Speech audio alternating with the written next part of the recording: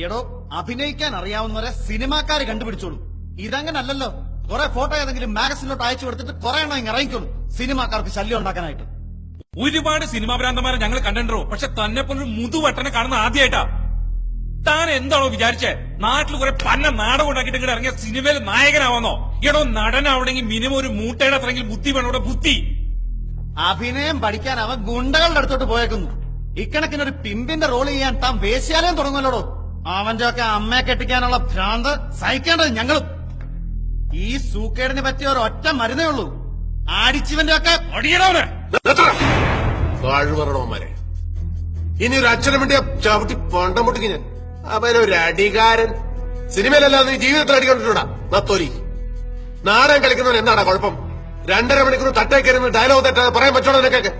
കണ്ടിടുന്നയൊക്കെ നിന്നെയൊക്കെ ഉടയതം വരാൻ ഭൂമിയിലോട്ട് സിനിമാക്കാരായിട്ടൊക്കെ ഇറക്കിയതല്ലേ?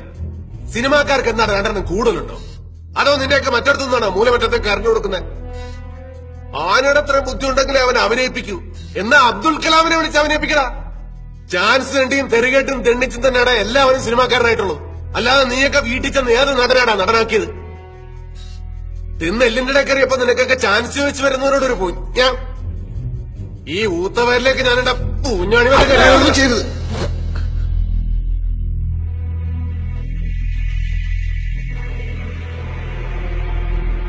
ഇനി പറയണ സാർ, എനിക്ക് അഭിനയിക്കാൻ അറിയില്ല.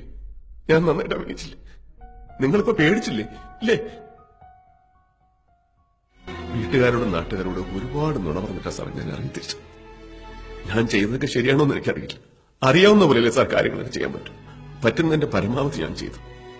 എന്റെ കഴിവ് തെളിയിക്കാൻ ഇതിൽ കൂടെ ഞാൻ എന്താണ് സാർ ചെയ്യേണ്ടത്?